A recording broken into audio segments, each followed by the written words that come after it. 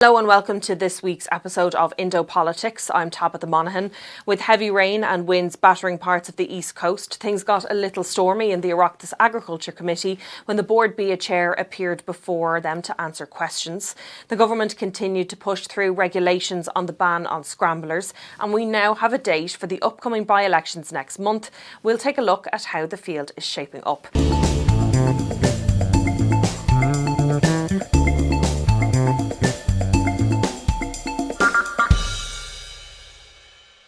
I'm joined from Leinster House by the political editor of the Irish and Sunday Independent, Mary Regan. Mary, let's start with the by-elections. We have a date and it's the furthest possible date that could be selected. Yeah, May 22nd now seems to be, according to government sources, hasn't been announced yet, the date when these by-elections will be held. They're pushing it out as far as they possibly can, as you said, probably for a number of good reasons. I mean, if they get the by-elections out of the way, and you're not long then into the summer recess, they can put any bad memories, if there are such thing, out of these by-elections for the government parties sort of behind them as they head into the summer. Fine Gael, they opened the nomination process to select the party's candidate for Galway-West by-elections, not for Dublin Central. So they've started the process there. There's a few people for Dublin Central anyway whose names have come out. So Janet Horner is going to be the Green Party's nominee. We know Daniel Ennis was selected for the Social Democrats. But there isn't, and I think Noel Smith maybe for Aontú in Dublin Central as well. But it's the big parties really that all eyes are going to be on in terms of who they select. Yeah, like they're fairly sparse fields so far as things stand. Galway-West, you would expect that Fine Gael will be kind of looking more favourably at that one. Fine Gael got 19% of first preference votes. So Fine Gael were the best, highest, scoring party there in the last general election in 2024, which was in some ways going against the national trend. But they had two candidates there, Hildegard Naughton and Sean Kine, one city-based and one Connemara-based. So I think Fine Gael will be looking more favourably at that one. They've opened their nomination processes, and Sean Kine, who is a current senator, he was a former government whip, is one of the potential people that everyone will be looking at his intentions, and the expectation is that he will put his name forward. And the other one then is Eddie Hoare, who would be more city-based, a councillor who might have ambitions to run. Fianna Fáil, we don't know what they're going to do yet in Galway-West. There's some talk that they might have a two candidate strategy, because this constituency is divided between Connemara and the city, and if they put one candidate in each, it might kind of hoover up votes or shore up votes for them. And the independents really are the ones to keep an eye on here, because Noel Thomas, he's an Independent Ireland candidate. He got 10% of first preference votes in the general election in 2024. He missed out on a seat, narrowly enough, you'd have to say. So he will have a strong vote in the Connemara area. Whether he can kind of extend that to the city or not is another matter. And then there's another independent called Thomas Welby, who didn't run in the 2024 general election, but he would have the backing of the independent TD Noel Grealish. He would have his support, so that might, win him some votes when that election comes about. And then there is Catherine Connolly's election agent. She is Sheila Garrity, and I think what her hope will be is that she can get transfers, or that the left can transfer to each other, similar as happened with Catherine Connolly nationally, and that could get her over the line. So that will be what to look out for here, whether the parties of the left can work together or not. And again, we don't know who Sinn Féin's candidate is going to be. How likely do you think it is that Eamon O'Keefe, the former Fianna Fáil TD for Galway-West, will run again? Obviously, he didn't run in the last election. He decided to retire from politics. Do you think, because he didn't rule himself out last year, he was asked a number of times before Christmas?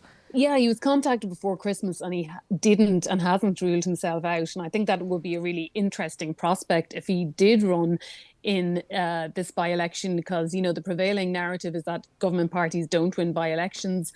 But I think he would be in with a good chance, seeing as he has always been such a strong vote getter in that constituency. I don't think it's a realistic prospect. He retired from politics. He was in the Dáil for 32 years. as the TD, and he would have retired for good reasons, I think. He also sort of toyed with the idea of running for the presidential election, but of course Fianna Fáil wasn't really entertaining anyone beyond Jim Gavin at that point. So I don't see him running, but I think it would certainly make this a very interesting contest if he did.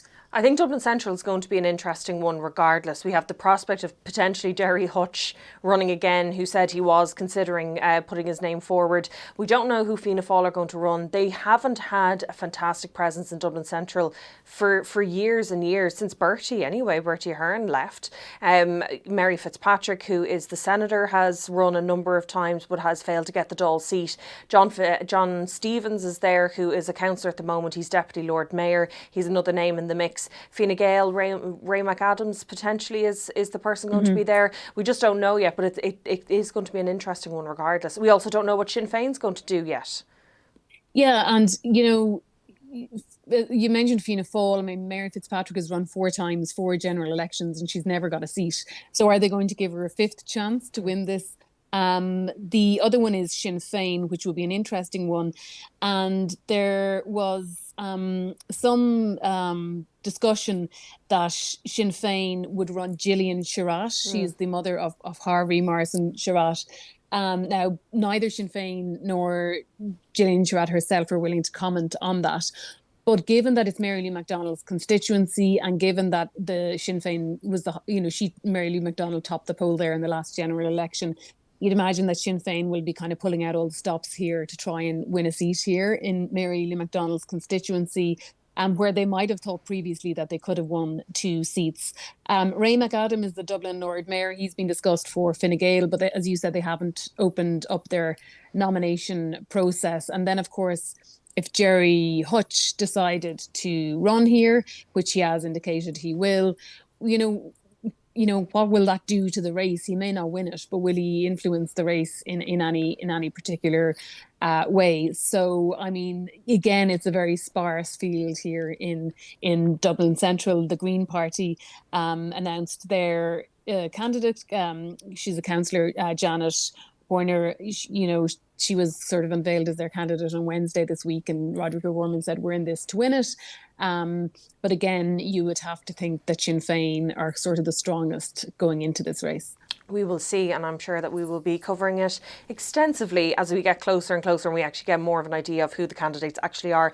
But I want to move on to Thursday's Agricultural Committee, Oireachtas Agricultural Committee, because we had Larry Murrin, who is the CEO of Dawn Farms, but also the chair of Board Bia, and has been the centre of controversy for a number of weeks because it was revealed, or it came to light, that Dawn Farms uses Brazilian beef, or imports a certain proportion of Brazilian beef to use in their supply chain. He said it's a contingency plan. It's less than 1% of Brazilian beef is used. So he was brought before the committee. He was invited before the committee, and he came in to answer a lot of questions. I think there was a lot of TDs who were really coming for Larry Murrin, but I don't know if there was any killer blows. And just for anybody who didn't watch it, because I was tuning into it on Thursday, there was standing room only in the committee. It was heaving on Thursday, which I don't know if the Agriculture Committee would be particularly used to. Yeah, so this was pretty box office committee meeting, because this has become such a big story, sort of unexpectedly out of nowhere. Brazilian beef seems to have become such a sort of lightning rod issue, and farmers, protesting against his continuation as chair of Board Bia, which they would say, and the IFA would say, is a conflict of interest, given he's the chair of Board Bia. His job is to promote Irish beef abroad, and he himself is importing Brazilian beef. He said 1%, it's minuscule in terms of his overall business.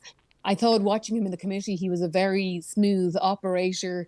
There were no punches landed on him whatsoever, and he was coming under, a lot of intense questioning from TDs from the opposition and TDs from the government as well. And he really sort of, shot away any sort of criticism that was coming his way. He sort of turned the narrative around to say that this is all really damaging, Irish agri-food business. It's damaging Board Bia.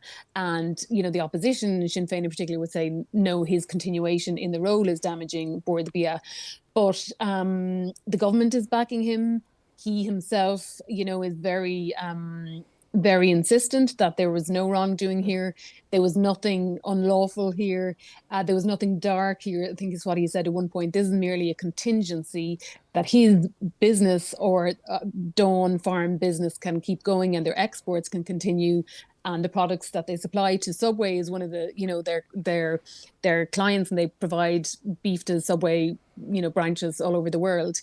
And that they need a contingency with beef from somewhere else other than Ireland, just in case there was an event of, what might have foot and mouth or something in this country. So there needs to be contingency for business purposes, and that's purely what it is. He's calling for dialogue. He wants farmers to sit down and talk to him. He wants the IFA to sit down and talk to him, and he thinks this is the best way forward. But he's issued that invitation before, and the IFA have turned it down. So where do things go to from here? Well, he has the government's backing wholeheartedly. He's not going anywhere, and he doesn't have to right now. So it's sort of, in some ways, the ball is in the IFA's court. And you'd, question, are they in a corner here? Have they backed themselves into a corner? Is there a way out? Or will they, keep doubling down on their insistence here and causing more difficulty for Larry Murrin? But as things stand, the government's not blinking. Bord Bia is not blinking, and he is continuing on in his role, and he's come out of an Oireachtas committee meeting pretty much unscathed. He did push back a little bit as well in terms of the double standards. That was kind of used a few times in relation to what he was doing and whether or not he believed there had been double standards. And he had said, well, look, we import 750,000 tonnes of farming, animal food from Mercosur countries, but we wouldn't say that Irish farms that are using that and the animals that are eating that food are any less Irish. Now, that didn't go down particularly well with one committee member who was off camera, so I didn't see exactly who it was. So he did kind of come out fighting. He stood by exactly what he was saying the whole time. But it does feel like there's a bit of an impasse now where, for example, Sinn Féin came out after that committee meeting and said, he still needs to resign. And if the IFA don't want to engage in dialogue and they continue, for example, to protest at the Bord Bia offices, it is difficult to see how, does it just fizzle from here? Is this something that can just fizzle? Do you think it has enough the public interest to continue on?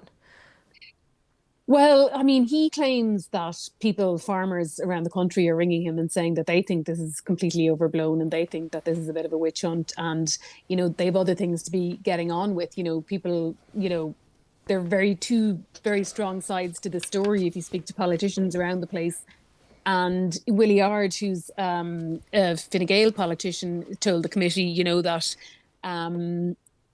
that this is damaging farmers. And he said, I'm amongst that. I'm amongst those people, because he is a farmer himself. But others will say that farmers just need to get on. Beef farmers in particular have to get on with their job. It's calving season is underway as we speak, as anyone, who knows that sector will know very well. So there's a lot to be done. CAP negotiations will be getting underway. So there's a lot of work for the farming representative groups and farmers themselves to be getting on with. There's going to be a Dáil vote on this next week. Sinn Féin have a motion calling for his resignation. And there is definitely a degree of discomfort amongst some Fianna Fáil and Fine Gael backbenchers. But I don't see a situation where any of them vote against the government on this particular Dáil motion. And once that is done, and the Dáil has voted in his favour, as is likely to happen, and the government is backing him, then it would seem that, they have stood down. Calls for his resignation have been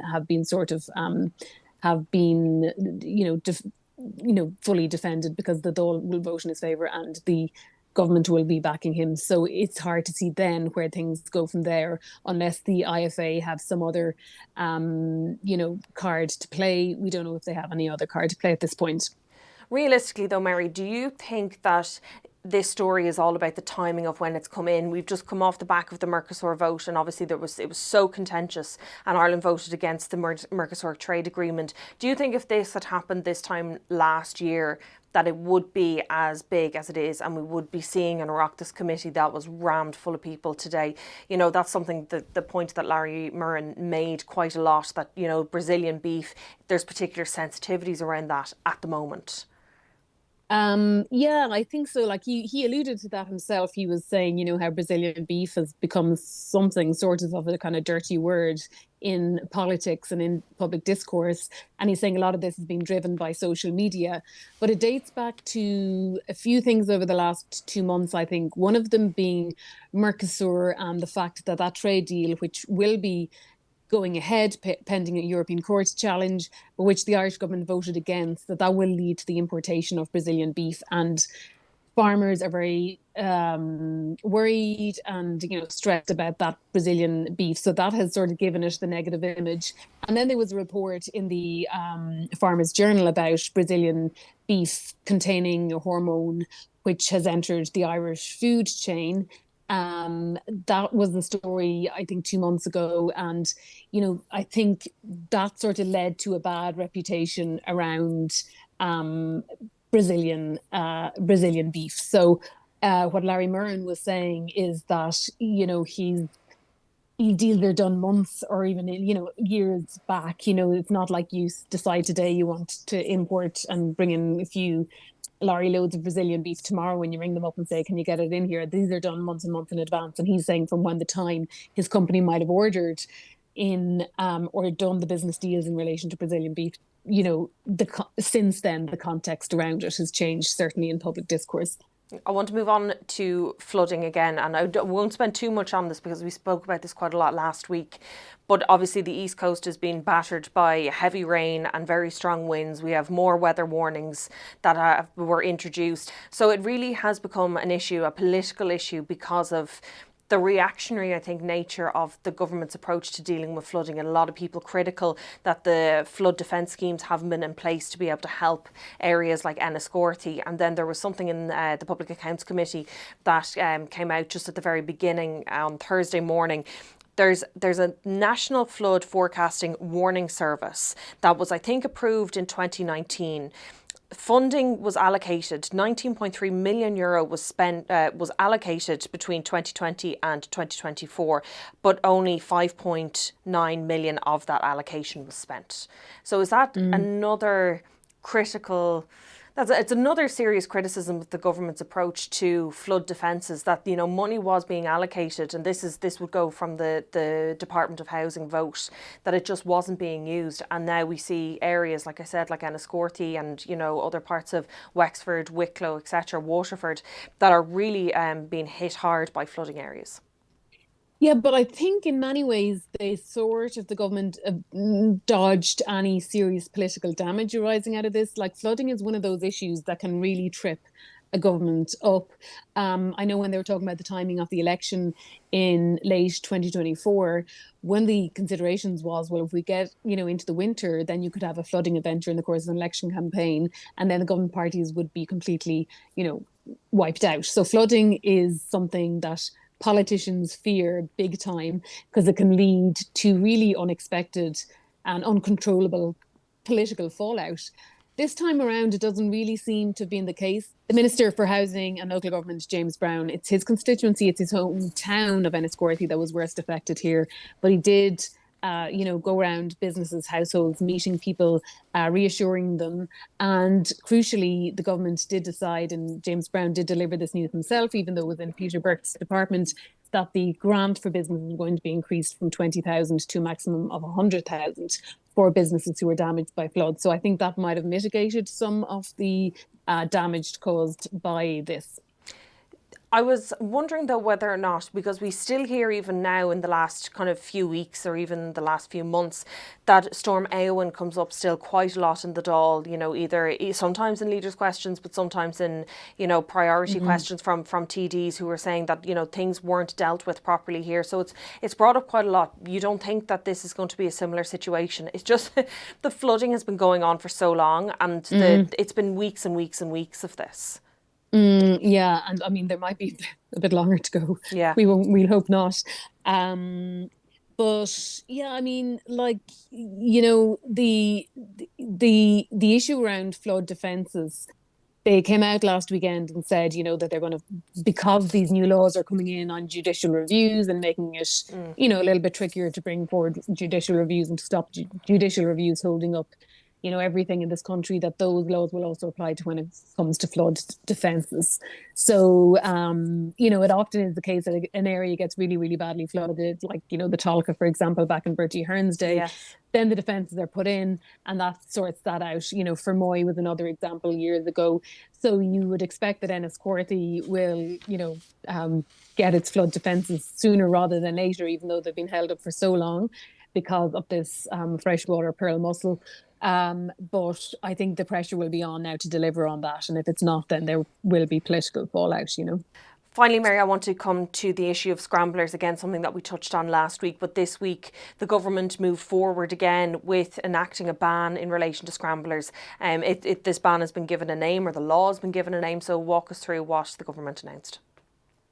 Yeah, so this is already, included in previous legislation, but it was never really properly, put into effect in the sense that scramblers were being seized.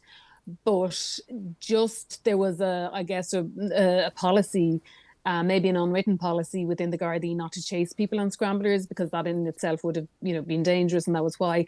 But now the government is promising an all-out ban on scramblers on public roads, and if they're seen or used, whatsoever, then they will be seized. And not only will they be seized, but the Taoiseach has said that they will be then destroyed, so people won't be getting them back at all. So this is seemingly a very heavy clampdown on scrambler bikes. You'd wonder how they would enforce it.